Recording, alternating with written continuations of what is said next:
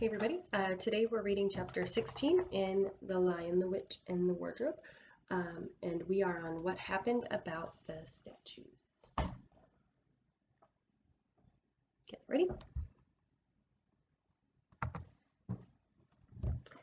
What an extraordinary place, cried Lucy. All those stone animals and people too. It's like a museum. Hush, said Susan. Aslan's doing something. He was indeed. He bounded up to the stone lion and breathed on him. Then, without waiting a moment, he whisked round, almost as if he had been a cat chasing his tail, and breathed on the stone dwarf, which, as you remember, was standing a few feet from the lion with its back to it, as he pounced on a tall stone dryad, which stood beyond the dwarf, turned rapidly aside to deal with the stone rabbit on its right, and rushed onto two centaurs. But at that moment Lucy said, "Oh, Susan, look at the lion. I expect you've seen someone put a lighted match to a bit of newspaper which is propped up in a grate against the unlit fire." And for a second nothing seemed to have happened. And then you noticed a tiny streak of flame creeping along the edge of the newspaper. It was like that now. For a second after Aslan had breathed upon him, the stone lion looked just the same. Then a tiny streak of gold began to run along his white marble back, and then it spread. Then the colors seemed to lick all over him as the flame licks all over a bit of paper. And then, while his hindquarters were still obviously stone, the lion shook his mane, and all the heavy folds ripped into living hair.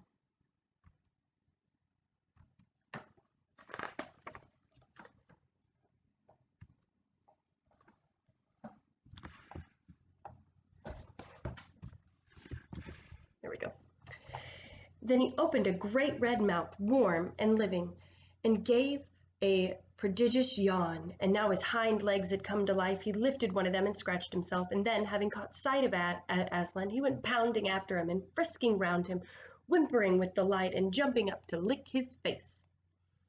Of course the children's eyes turned to follow that lion, but the sight they saw was so wonderful,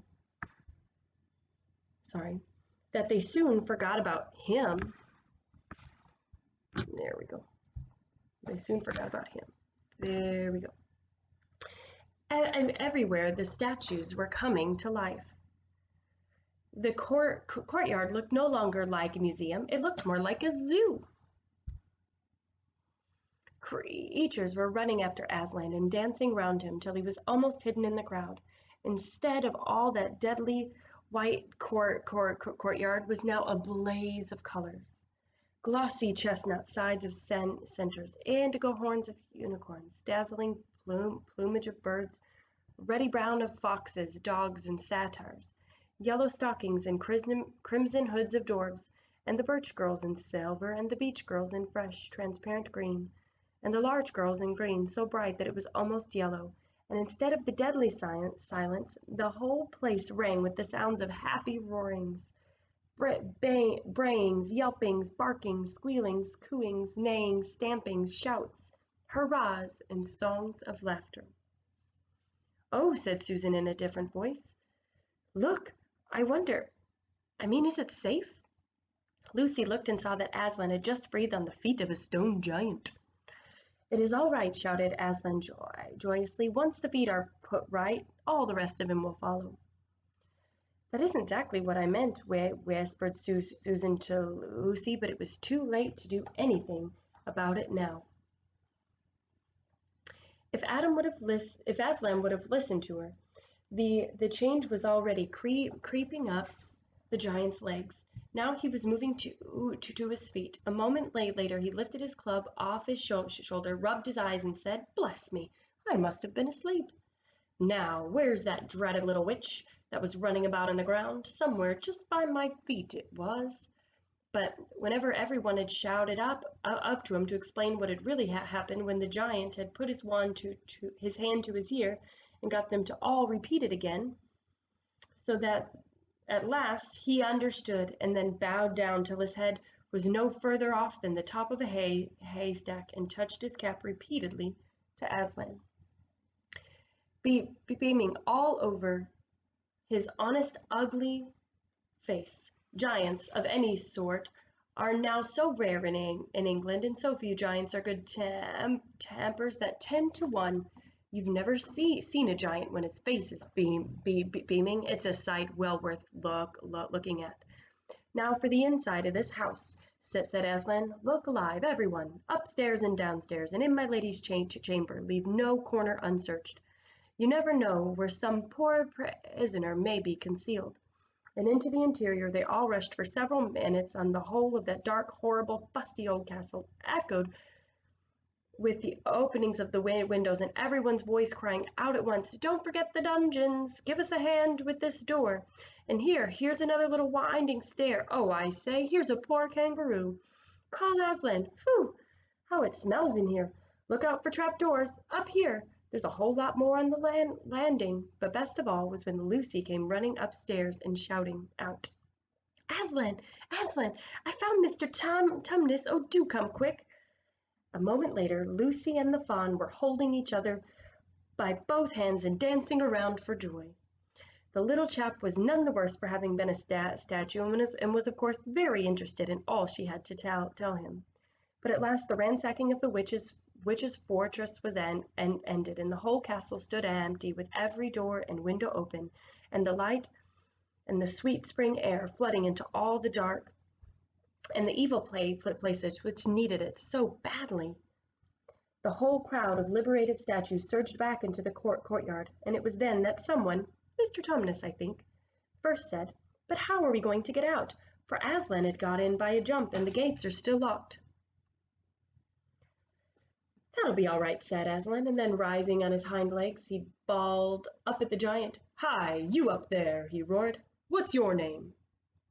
"Giant Rumblebuffin, if it pleases your honor," said the giant, once more touching his cap.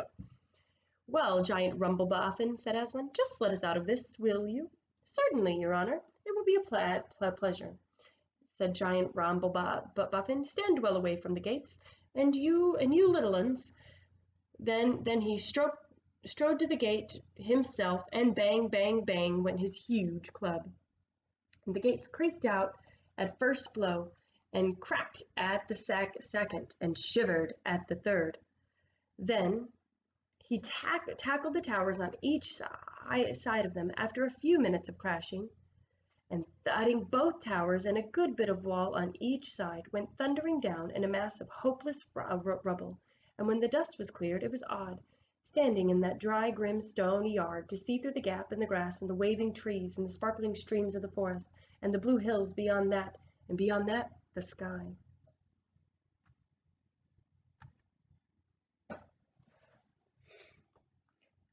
"Blowed if I ain't all in a muck sweat," said the giant, puffing like the large railway engine. "Comes of being out of condition. I suppose neither of you young ladies has such a thing as a pocket handkerchief about you?" "Yes, I have," said Lucy, standing on tiptoes and holding her handkerchief up as far as she could reach. "Thank you, missy," said Giant Rumblebuffin, stooping down. Next moment Lucy got a rather fright, for she found herself caught up in mid-air by the giant's finger and thumb, and just as she was getting near his face, he suddenly started, and then put her gently back on the ground, muttering, "Bless me, I picked up the little girl instead." "I beg your pardon, missy. I thought you was the handkerchief." "No, no," said Lucy, laughing. "Here it is."